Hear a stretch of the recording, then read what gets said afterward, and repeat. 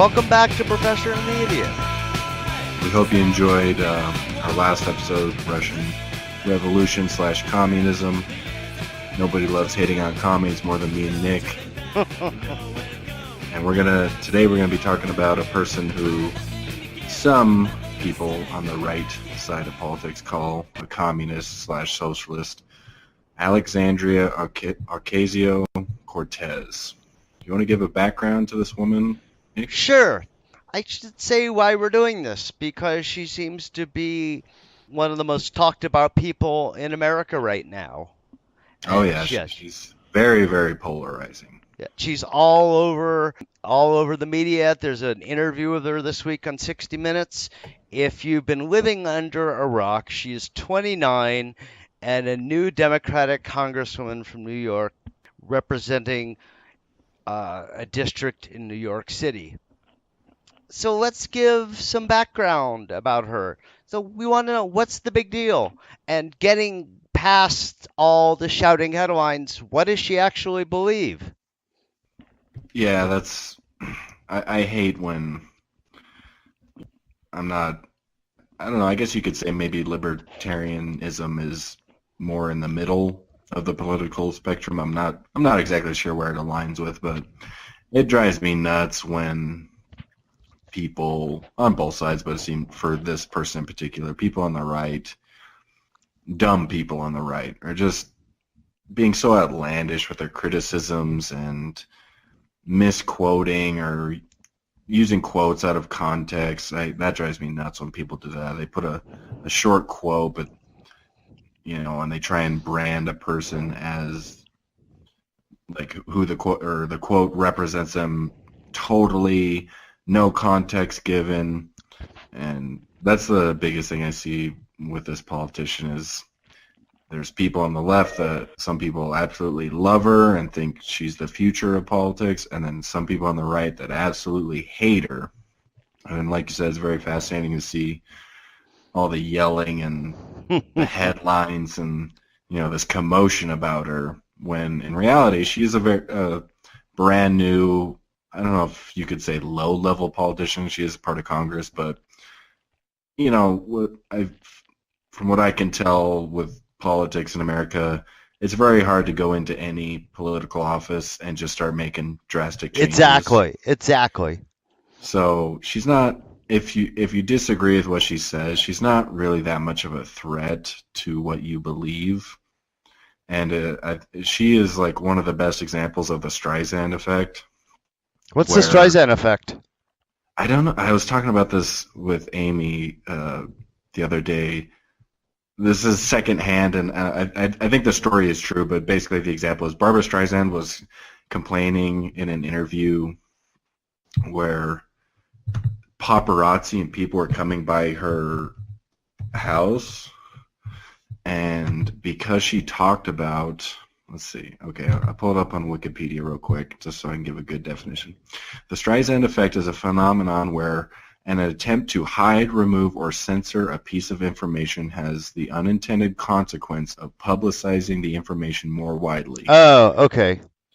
So Barbra Streisand in 2003 attempted to suppress photographs of her house in Malibu, inadvertently drew further public attention to it. So it's like, don't look at this, quit looking at this, this is bad, this is bad. And then people go, well, what is it? Let me see. So that seems to be the biggest thing that I think has boosted her popularity. One, she's an attractive young female, a person of color, someone who doesn't come from a political family, a political background. So I think that definitely helped boost her popularity, her story. Certainly. But then also the attack on her from people on the right has made more people on the right and people on the left go, well, who is this person? And then it just kind of snowballed to where, she has, I think, over 1 million followers on Twitter. She's on late night talk shows. She's on 60 Minutes. Yeah, she's everywhere all of a sudden. Yeah. So I think she's the perfect example of somebody that is part of the Streisand effect. So part of this is just motivated by the fact that so many of our politics seem conducted by sound bites. I mentioned Elizabeth Warren, and you mentioned, the whole thing, her DNA test about whether she's an Indian or not an Indian. And I'm much more interested in what she believes, what legislation she sponsored as a senator, whether I think she's smart and knowledgeable. And so let's try to answer some of these questions about AOC, as people call her, since her full name has 10 syllables. Yeah, it's a long name. Right. So let's take a look. Let's get some background, and here I'm just relying for her background just on Wikipedia. And the notes I made from it. Okay, so she's born in New York in 1989. Her dad was an architect. In high school, she won second prize in an international science and engineering effect with a microbiology research project. She attended Boston College, where she interned for Massachusetts Senator, or the late Massachusetts Senator Teddy Kennedy. She got good grades. After graduation, she apparently didn't use her degree too much and returned to New York and worked as a waitress and a bartender. She did some community-minded stuff, including founding a publishing outfit called Brook Avenue Press, dedicated to producing educational materials for children and parents in urban areas. She partnered with the Sunshine Bronx Business Incubator to design curricula for those people who wanted to start their own enterprises. She was an educator at the nonprofit National Hispanic Institute, the only thing in her background which seems really related to Latino issues. She was an organizer in 2016 for Bernie's campaign. The year later, 2 years ago, she went on a road trip across America. She talked to people at Flint, Michigan about the water crisis, and Standing Rock, where there is a protest over an oil pipeline, and this motivated her to try to make a change and seek office. Despite being, now, her congressman at the time was a 13-term incumbent named Joe Crowley, who was a well-liked and fairly liberal Democrat. I think he's the fourth highest person in the Democratic House delegation, talked about as a future speaker. He outspent AOC 40-1 in the primary, but he didn't take her seriously, and she outworked him by going door to door and doing retail campaigning. It had been his first primary challenge in 14 years, and she beat him fairly handily. And so, in a heavily Democratic district, the general election was a foregone conclusion.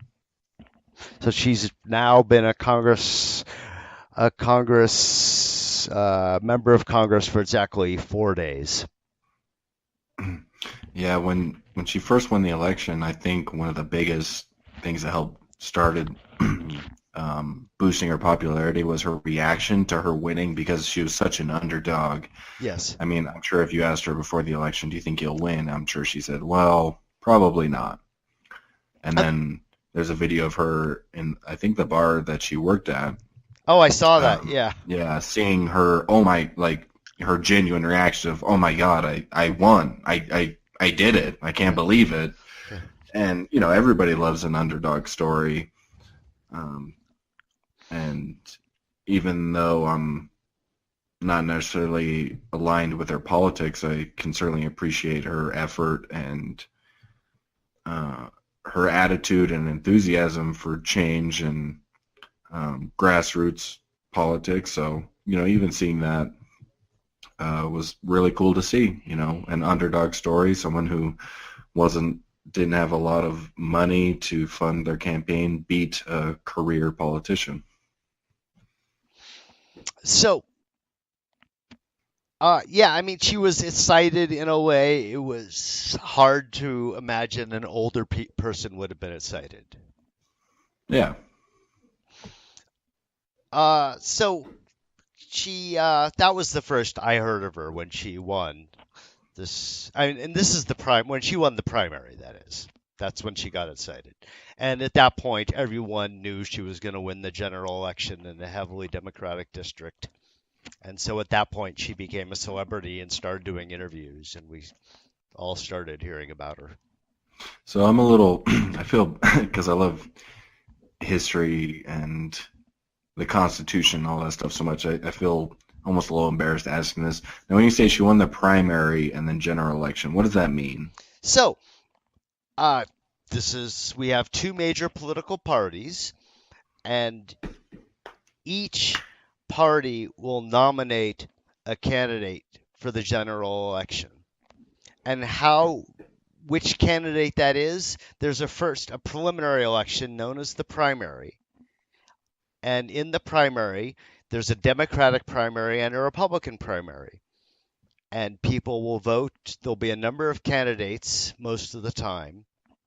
Assuming it's an open election and the congressional seat isn't already held by an incumbent, there will be a early election where all the Democrats will try to get the nomination for the Democratic Party, and all the Republicans will try to get the nomination for the Republican Party. And so there'll be an election where people will vote for the Democrat and the Republican they most want to see represent their party in the fall. Oh, okay. So the primary is basically Republicans and Democrats battling it out against themselves, and Yes. then the Yeah. general election is Yeah. the two. Okay. So the primary was Hillary versus Bernie. Okay. Okay. Yeah. And then, okay, so anyhow, once she won the primary, since it was a very Democratic district, it was, taken for granted, a foregone conclusion that she would win the general election to become the member of Congress in that district. So her district, I believe her district is in the Bronx, it's a part of New York City, and it's a fairly Hispanic district, which is one reason why it's a Democratic-leaning district. But interestingly, in the primary, her support came mostly from the more wealthy white suburban part of the districts. The Latinos in her district mostly voted for the incumbent, Joe Crowley. So it wasn't that Latinos voted for their fellow Latina in AOC. Interesting, no? No, that's very interesting, Yeah. especially. I mean, I guess I just wonder why that is. Because typically in the Democratic Party, the whites are more to the left than the non-white members. Really? Yeah. I mean, especially on social issues. Whites have, are more behind or, much greater supporters of abortion rights, of marriage equality, and stuff like that. Oh, yeah. I think I remember when was it Proposition 8 in California Yeah. to repeal gay marriage. I could be wrong, but I believe I remember that the black population largely voted for Proposition 8. That's correct. So I guess that kind of That's is correct. related to what you're saying, that Yeah. they're culturally minority populations are a little bit more conservative Yes. in some of their views. Yes. That's correct. So, in any event, it wasn't just Latinos voting for one of her own that helped AOC win her primary. I'm sure she got some support from that group, but it was more the suburban white, educated, more prosperous white members of that district. I wonder why they supported her and not the other politician, because the other politician she was running against was an established politician. Yeah, Am I and correct? and fairly liberal because she was more progressive. She was more to the left, I think. Hmm. Okay. I guess should we talk about her policies or Certainly, ideas? certainly. And so we can base these on a couple of things: what her stated goals on, or her stated positions on her website, and what she said in interviews more recently. Okay. The thing about her policies, the interviews I've seen, I'm not hearing lots of numbers and specifics. I think she has ideas that mean well and enthusiasm, but I wish she could be more specific and precise with her ideas and policies that she wants to implement. A lot of what she says, to me at least, seems to be things you could put on headlines, short quotes, sound bites. One thing in particular, she was asked, what does democratic socialism mean to you? And she basically said, in a wealthy, moral society, no one should be too poor to live. And just like that type of response, it sounds great, and I think a lot of people, there's nothing really wrong with that statement, but I wish you would be a little more specific or a little more detailed in what she wants and how she wants to accomplish those things. So, two answers there. The first is that just responding to that statement about no one should be too poor to live in a wealthy society, certainly we can imagine broad bipartisan support, and we could also imagine, no, not imagine, there are separate Democratic and Republican solutions for how we might get there along the lines everyone's familiar with. Should the government do more, or will we get there if we just cut regulation and increase tax cuts to increase the tax cuts to wealthy individuals, the so-called job creators? She has gotten in some trouble for being imprecise with her numbers. She said something about Defense Department. Was it debt or funding that got her a four Pinocchios full-on liar review from the Washington Post?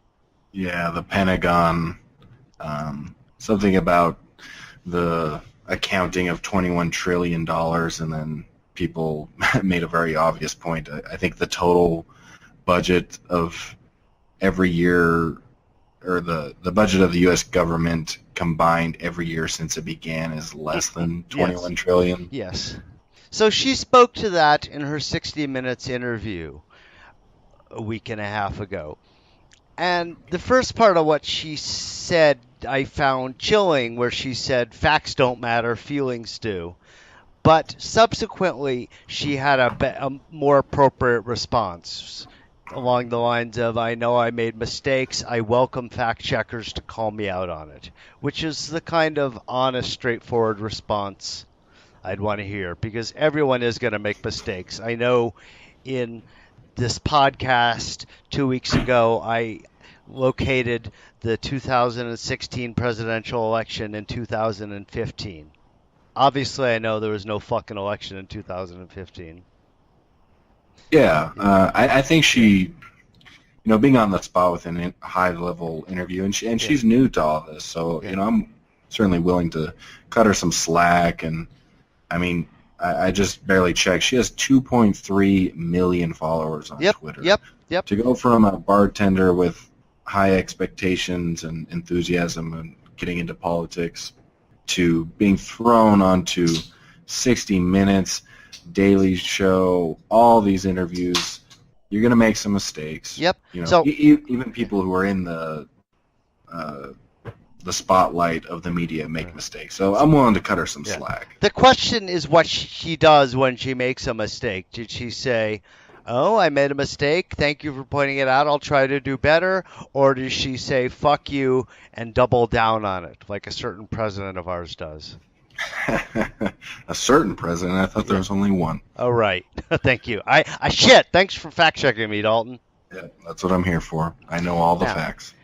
she has thrown out a number recently about what the top marginal tax rate should be.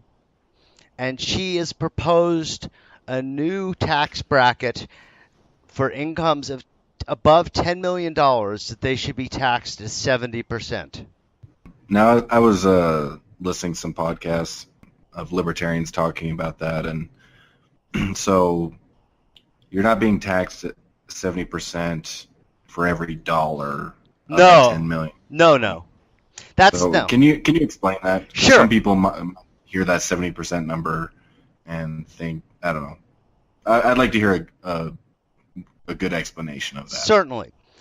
When you get your paycheck, we pay a couple of different kinds of tax. One is known as the payroll tax. Everyone pays that. That's a tax that directly goes into funding Social Security and Medicare. That's, in my mind, a regressive tax because you're only the first $120,000 or so of your income is subject to that tax. Any income above that point is not affected by the payroll tax. And by regressive tax, I mean one where the burden falls more heavily on the poor and the working class. Okay, so here's where I'm a little confused with this Yeah. stuff is so when you say your first or the $120,000, Yeah. so basically the IRS keeps so if I make $120,000 a month, so that'll be taxed. That's $120,000 a year. Okay, so when you file your taxes, Yes. that's how it works out. Yes. I mean, you pay if you work, if you're an employee, it's taken out of every paycheck. Okay. And you pay those payroll taxes, you pay half of them and your employer pays half of them. Okay. And And how much is that tax? I don't know. I'd have to look at my paycheck. Off the top of my head, I can't remember exactly how much it is, but if you pull up your paycheck, you'll see it. When I say it's a regressive tax, if you make $120,000, or it's a little above that, I think it's 122,000 or something like that. All of that money is subject to the payroll tax of a few percentage points. But if you make 240,000, you pay payroll taxes on the first half, but not the second. Okay. Whenever we talk about raise concerns about Social Security running out of money, it'd be really easy to ensure it doesn't run out of money, and that is just raise that cap on the payroll tax. Now, my first thought when you say that is that are we attacking the root of the problem of why it's running out of money, or are we just kind of chasing, I don't know, trying to fix the problem, or trying to put a Band-Aid over the problem, but not fix the cause? I don't see what the problem is. Well, I mean, why is Social Security running out of money? When you say that, to me, it's like, well, instead of taking more money, is there a way to make it so we don't need more money for Social Security, or is it a population thing? it's a population thing. It's a question of the baby boomers retiring, and that's a large number of people, and of a population that isn't growing that much, paying less into it for a variety of reasons. And probably people living longer. Is that a factor too? Oh, yeah, that's a good point. It hadn't occurred to me, but definitely. Okay.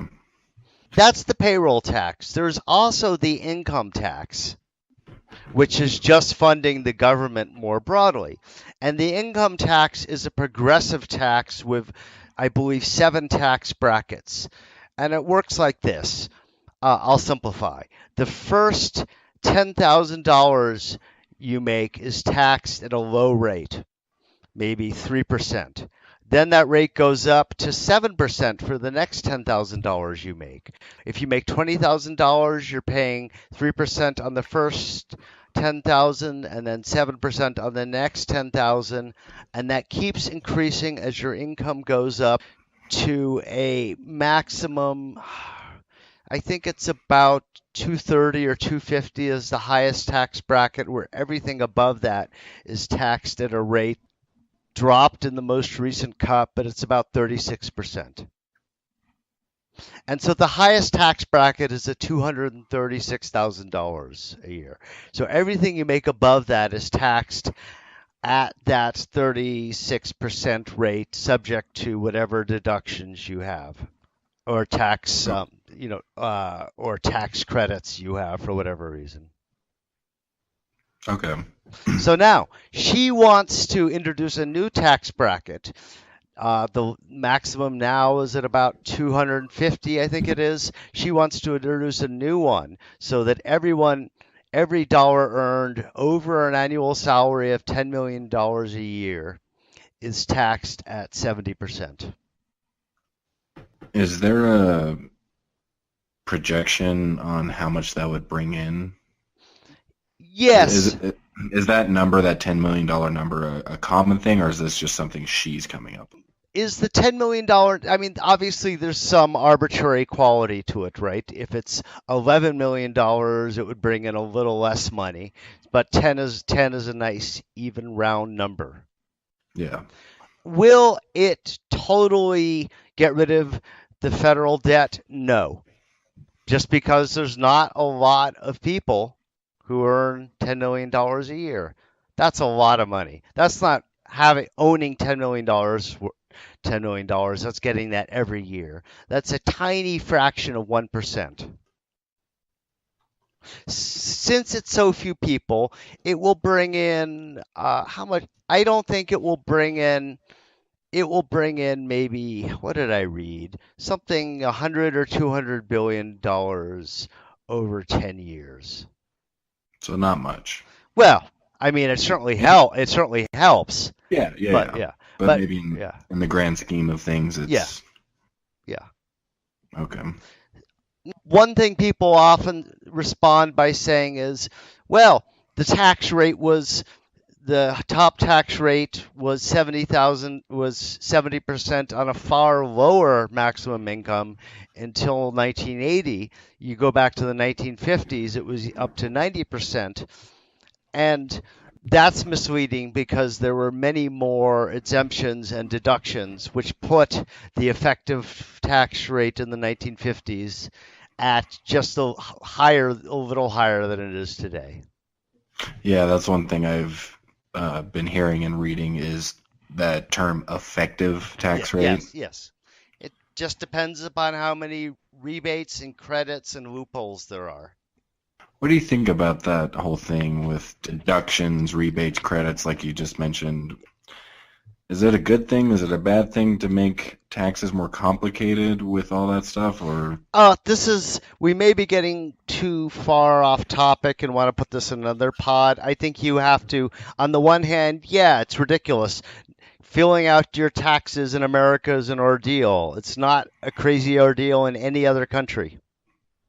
yeah, I mean, okay, in Japan they do a page or two. Our okay, tax deductions a good idea? It depends. We'd have to go through them with a fine-tooth comb. Some okay, are, some aren't. okay. I'm happy to Well, do that in another pod if I'm better prepared. yeah, let's do that for sure. Okay. So, as for the 70%, is it high? What's the downside of having taxes that high? Well, the government is stealing that money. Well, I don't then, but that argument doesn't make sense because aren't all taxes stealing? The libertarian in me says yes. If the consequence to not paying taxes is being locked in a cage, to me that's stealing. But your money pays for valuable services and services that are beyond, that far exceed my understanding of what they are, aside from the obvious things like a military. That is true, but I don't like the threat of violence. Well, if you don't pay taxes, what happens? You go to jail. Well, what's the alternative? Well, if you don't pay taxes, you're going to jail. And what if you refuse to be put in jail? What's the alternative to paying taxes? Every country has them. Well, I'm not necessarily against taxes, 100%. This is where I'm wishy-washy with my libertarianism. Yeah. So I'm not dogmatic in it, but I just don't trust government and their efficiency. So whenever I hear people talk about raising taxes and all this stuff, but I don't hear anything about making the government more efficient and not go deeper into debt, I'm always suspicious. When was the last time you checked a weather forecast? Probably a couple days ago. Where do those data come from? I don't know. The government. The government collects all those data, which are vitally important to both our daily lives and American commerce. They could not be effectively collected by any private corporation. I'm not, I'm not an anarchist. I think there should be government. Government has a role, Right. But when we're $21 trillion in debt and bombing people in the Middle East, that's where I start to get frustrated. So, I don't think the language of theft is helpful because it doesn't. If taxes are theft, is a 1% tax theft, but not theft, but a 10% tax rate theft?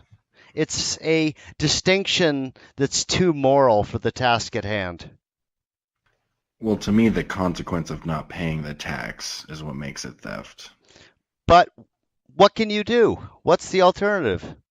I don't know. That's the problem. There is no alternative. I don't know. Well, I feel we'll get into this in the Yeah. later episode of taxes because I'd love to really get into this with you. But, absolutely. So she proposes 70%, which is much higher than it is today on very high incomes. So what those people that make that much money, how do you think they'll react to that? Certainly they won't. A lot of them won't like it. Some of them are public spirit minded and will pay it happily, but some won't like it. Yeah, I don't know. I always feel like there's a loophole. There's something. There will be loopholes. There will. I will point out that 2 Nobel laureates in economics think a tax rate, upper marginal tax rate of 70% makes sense. Both Peter Diamond at MIT and Paul Krugman, who writes the column for the Times, they both think a marginal tax rate up that high makes sense. I'm certainly not an economist, but when she says in interviews, people that make that much money need to start paying their fair share. Right. To me, that doesn't really make sense because someone who makes that much money is already paying way more in taxes than people who don't make that much money. So how is it more fair to take more when they're already giving or more in taxes than the average person? Because America is not just a collective of individuals. America is shared public responsibility. I don't know. That doesn't really convince me much because, someone who just big round numbers, someone who makes $1 million a year is already paying as much in taxes than a lot of people who make maybe a more average income. So why is it more fair to take more from those people if they're already paying so much more in taxes than the average person? Some of them are not. You'll recall that the first 3 pages of Trump's 1994 federal tax return were leaked, and in that year he declared a $700 million loss. I don't think he paid much in taxes that year. Warren Buffett cited the Buffett rule, saying he should not be have a lower effective tax rate than his secretary. So certainly they're paying more in absolute terms, but not as a percentage of their income. Well, to me, the absolute terms, to me, I don't know, maybe I can be convinced, makes more sense. Okay. They have, okay. If I'm paying millions in taxes and most people are paying thousands, why do I need to give? Why are people asking me for more and more and more? Because you have benefited far more from public resources than the person making only $10,000 a year. What do you mean by public resources? You have benefited more from electricity, internet, the publicly educated workforce, the resources available to any business, subsidized loans, all of that. You have benefited more. But hasn't I don't know if you could say most time, but hasn't a lot of people who make that much money also given back in one way or another to the public? How? Whether it's opening a business, employing people, giving to charity. Some have, some haven't. So yes, some of those people have businesses that employ a lot of people. A lot don't. The richest corporations in America, which is now big tech, they have much smaller workforces than America's entrepreneurs did in an age when our economy was based more upon making physical things. But aren't those companies providing a service people are willing to pay for? Certainly. So I don't know. We'll get into this later. Okay. But so what's some other policies you've heard her talk about? So my point, let me just end and you can speak to this, that there are Nobel laureate economists who support her contention of a higher marginal tax rate. And there is no credible economists who are arguing against it. The ones who are conservative ideologues who've been consistently wrong, most importantly in claiming that cuts to high-end tax rates will grow the economy, a contention that there's absolutely no evidence for. Okay. Now, I'm certainly not the person who is like all about cutting taxes for the rich. I'm all about cutting the income tax for common people. So like I said, I'm not a total anarchist against government, but to me, if you want to help poor people, stop taking a chunk of their paycheck every week. Why? Because they need the money, don't they? Yeah, but they also need the government to provide all sorts of services that we all benefit for. Services that cannot be provided by the private sector. Well, I think those services could be provided if the government wasn't spending trillions bombing the Middle East. Well, that's two different statements in one. One is the government wasting too much money in its military endeavors. Two, does the government take in enough money? Well, I think it takes in plenty of money. It just chooses to spend so much into military and war than I think is necessary. Yeah. That's just my opinion. Okay. We are. Let's move on. I think we've beat that to death with some of the other stuff, or at least we're getting too far afield. But we will explore this in another podcast, pod. Oh, I can't wait for the taxes podcast. Oh yeah, I look forward to the taxes podcast. Let's do that soon. Yeah. Okay. So I watched a couple of her major interviews. I've read through her positions on her website. A lot of it I see on her website strikes me as well-meaning but not really developed. And I'm a policy wonk. I want numbers and details. She says, for example, that she wants Medicare for all. That's an easy slogan, but what that means in practice is much more complicated. Yeah, that's one thing I noticed, like I said earlier, is it's very quotable statements, Yeah, headlineable. I don't know if that's even a word, statements, but it is now. it is now. I wish he was more detailed Yeah, I do too. because it seems like I don't want to equate her to Trump in any way, but I feel like there are some like it's obviously polar opposites because parties and political views, but it I feel like she is playing a similar game that Trump played. Not like now, don't get it twisted that she's nowhere near what Trump is, but she's very good at deflecting hard questions and then coming Yeah. back with answers that sound really great, and all people on the that are her followers go, "Yeah, that's great. We want that." Right.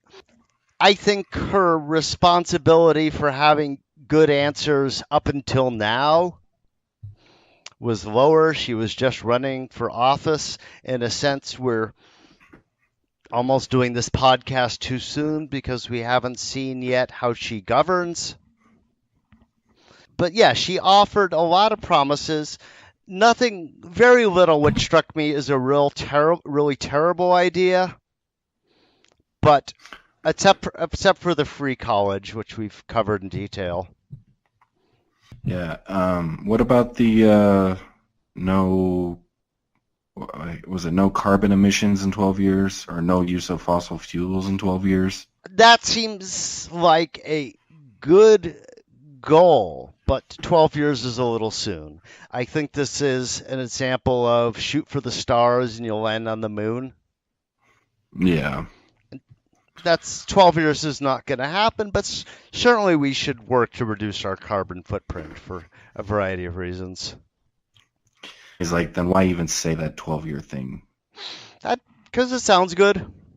So, Yeah, I mean, I think she I want said, to hear. yeah, she said as much in an interview. She said we have to dream big. We have to aspire to great things. But yes, exactly how I want to hear how she's going to get there. Yeah, exactly. That's the point of if we do this, this, and this will Yeah, put us on the path and whatnot. yeah.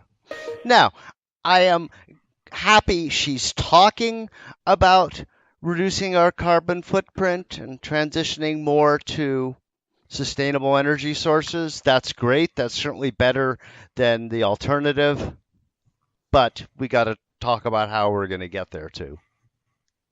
Yeah, I like how Anderson Cooper said, so that means everybody driving electric cars. Right. And it's like, do you know what that would take? Yeah.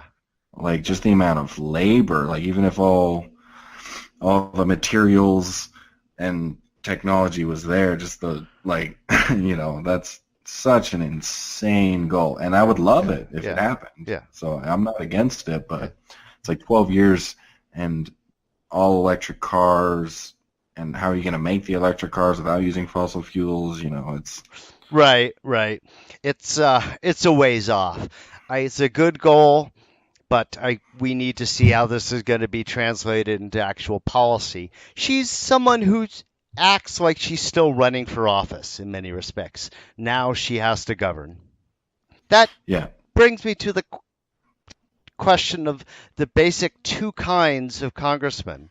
There are ones like her who are visionaries with big ideas, and then there are what boils down to being Senator Pothole, the person who is very attentive to their districts, everything from fixing the potholes to getting money in their district through federal investment.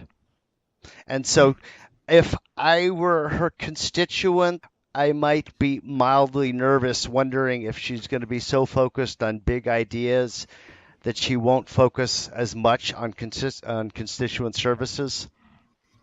hmm. Now, Yeah, that's a good point. maybe Do you mind if we? I heard that. The government provides more services than either of us will ever be able to understand. Yeah. Uh, yeah. I mean, the internet wouldn't exist without government investment in technology. I'm not denying good Yeah. things Yeah. haven't happened, but Nor would, yeah. when the threat of not paying is locking you in a cage, I don't like that. What else can they do? Well, that's the point. That's the alternative is to move to a place with weak tax enforcement and defend yourself by force. We'll get into it. We got to save this Okay. because I love this debate. I love it because I want to learn and I want to hear the alternative view. All right. Let's get back into Alexandria.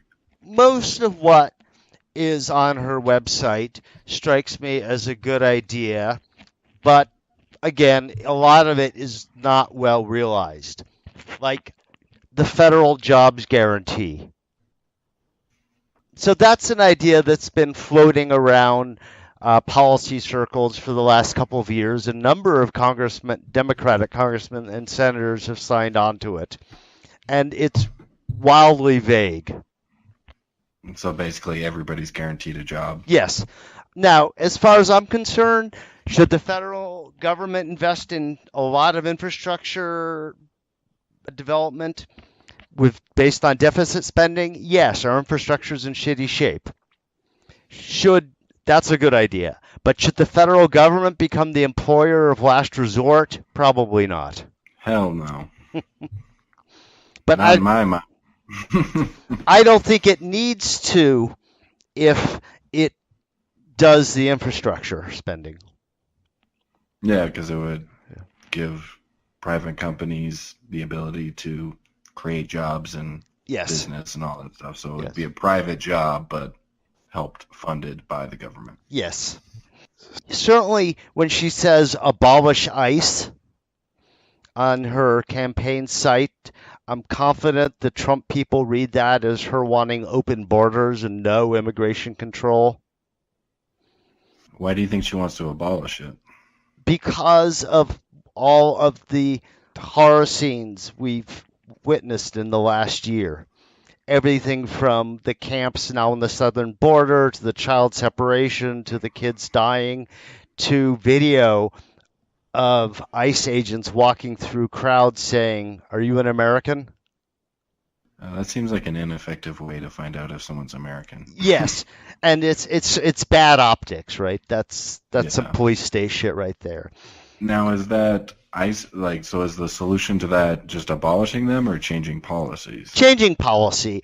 If you read a little more, what she wants is an immigration service that's back in the Department of Justice, under Department of Justice control.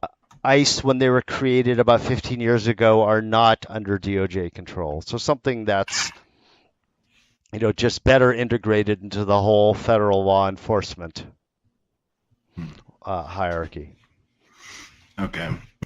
Because that's when I see people complain about cops and police and police brutality and all that stuff, and I'm certainly with people a lot on that. But to me, it's like, well, change the laws that the police have to enforce, then you could probably change a lot of the bad things that police do.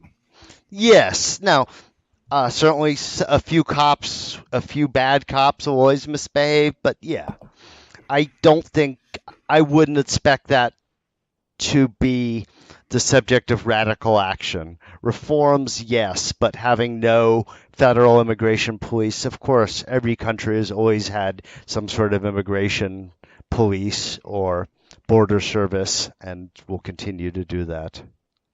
Now, with these ideas that she has, how much influence does she have? How much can she really change? Is she more just a cheerleader of these ideas? When it comes down to pen on paper, how much can she do? Well, she's a freshman congressperson, right? She's brand new. She's been on the job less than a week. So certainly she can write legislation, But getting legislation passed is also a question of building coalitions, perhaps selling some of your ideas to the other side. It's a question of what the 2020 election brings. She certainly has far more influence than the most first-term Congresspeople do. She was elected with a cohort of like-minded people. Although I do point out that the idea of the Democratic Party is taken over by radicals is false. In over three-quarters of elections with insurgents challenging incumbents, the incumbent won in the Democratic primary. But she does have some like-minded people, some newcomers to Congress who have beliefs similar to hers. It's more influence than if she were just alone, but she still is in a party with, a leadership that's been there for a long time. Remember that Nancy Pelosi was the Speaker of the House 10 years ago. She's been in Congress a long time. Same with the Majority Leader, Steny Hoyer, and the other members of the hierarchy, or at least at the top of the hierarchy has been in place a long time. So I don't imagine her. I would imagine that this is certainly what she'll work for, but those promises will not be realized in the immediate future. Okay. Do you think she's misguided in using the term democratic socialism? I don't like it much, and the reason I don't like it much, there are a couple reasons I don't like it much. First, it confuses people. Second, every democratic socialist in federal office has very different beliefs than the National Democratic Socialist Party does if you go to their website. If you go to their website, they look like radicals. They are talking about something that's, a very different economy. They are talking really about a much more state-controlled economy. Ew. Yeah, exactly. Yeah, exactly. That's a bunch of crazy shit on the website. On the other hand, none of the democratic socialists or the people who identify with it, like AOC and Bernie, advocate anything remotely so radical, at least most of the time. AOC certainly doesn't. AOC clearly wants capitalism, and there's nothing in her platform that says that she doesn't want capitalism, that she just wants something more akin to a Scandinavian social welfare system. So if you were her friend or someone who could talk to her and she would listen to you, you'd say, hey, stop using that term. I mean, at this point, people are used to it and they know what it means, so it has some brand value. But if you had gone back a few years ago, I would have looked for something different. Though probably the most obvious choice is the one that Germany uses for its center-left party, the Social Democrats, that has 100+ year history, and most, of being for broadly the same policies. Yeah, well, and even if you're her, you're trying to get as many people on your side as possible. I think just using that word socialism is not a good idea. Well, to me and you and people my age and older, we know how terrible the Soviet Union is. We know how fucked up Venezuela is. We know how fucked up Cuba is. So we know. But younger people, or many of them, are not so sure. But I think when they think, we talked about this a couple weeks ago, when they hear socialism, they think Sweden. They don't think Stalinist death camps. Yeah, that's true. Yeah. So she had to, her biggest challenge was to win a primary, was to beat an incumbent. And so that, drawing on a progressive electorate, that's how she did it, right? It's analogous to in among the Republicans saying you're part of the Tea Party or the Freedom Caucus, right? It's saying you're hardcore. It's saying you're not part of the establishment. Yeah, okay. When you say it like that, I kind of get the reasoning. Yeah, so I think anyone who, aside from the people screaming on the right, like Sean Hannity, who thinks if she is ever in a position of power, we're all going to end up in Stalinist death camps or impoverished like Venezuelans. That's not realistic.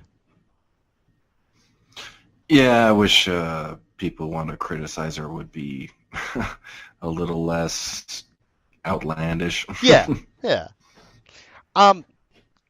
So I think we'll see. Now, I think another way we should judge politicians is not just by their policies, but by their character, by their knowledge, by their emotional intelligence. What do you mean by emotional intelligence? Are they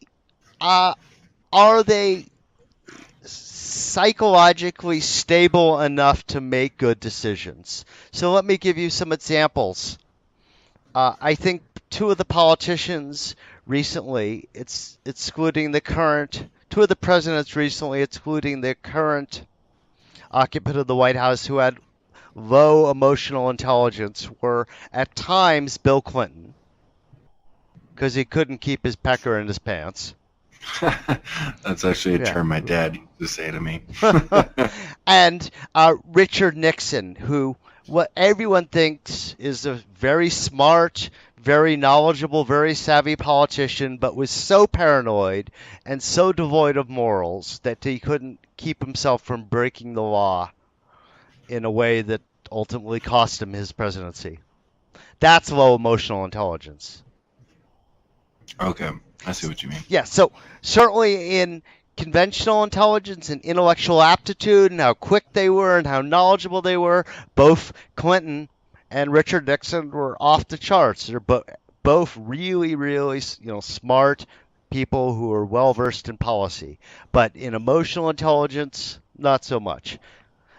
So the best development of this concept comes from a couple of books I'll recommend as my weekly selections, my weekly endorsement. Anyhow, so how is her emotion? How is her policy knowledge? I don't think she's quite ready for a bigger role.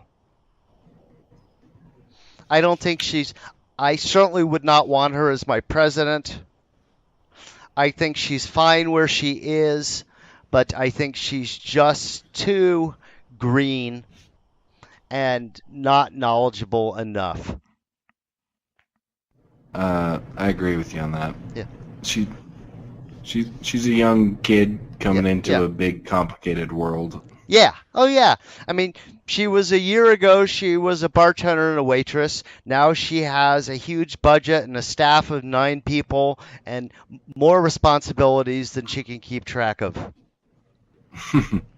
Yeah, I'd be curious, or I will be curious to see interviews and where she stands and all that stuff a year, 2 years from now. Oh, yeah, I will too, very much so, to see if she develops, if she becomes a more subtle and sophisticated thinker. I think her heart is definitely in the right place, but she's not quite there yet.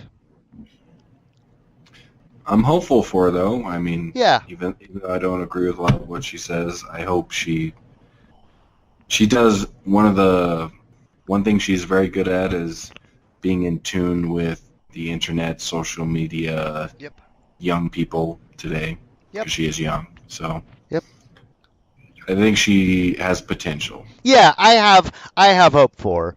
I think people who write her off as the Sarah Palin of the left is a premature judgment. Yeah, she's very young. Yeah. I also hope she inspires a lot of other people to run for office that maybe wouldn't normally do so because they think, I'm just a regular person. How could I do that? Yeah, Dalton. What, you think I should run for office? Why not? And what my stance is, the income tax should be abolished.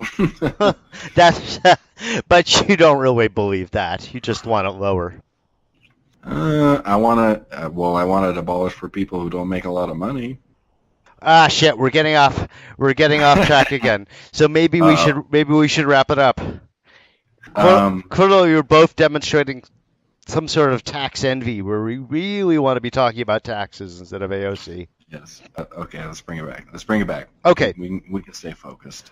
okay. Um, Thanks. one thing I did. Okay, I want to add this. One thing I did like when she's talking about healthcare and new Green Deal and like Yeah, the things she wants. yeah.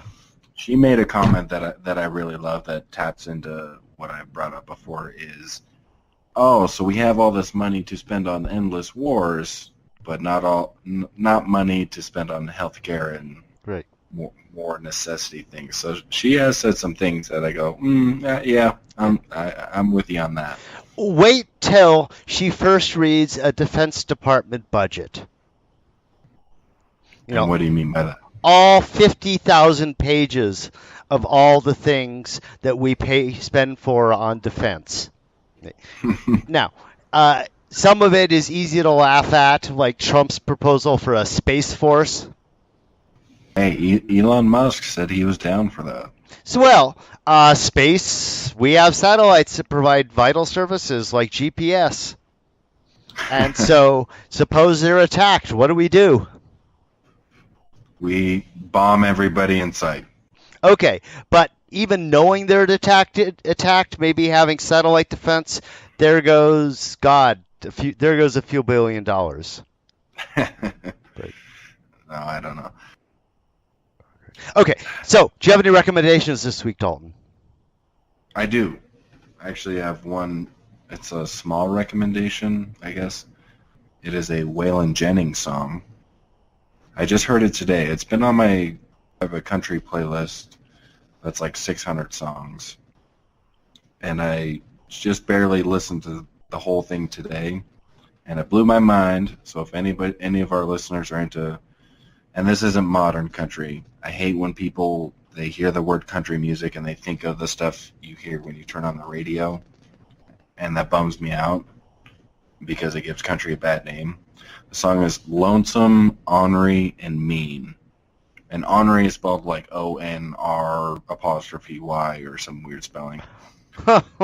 Listen to that song.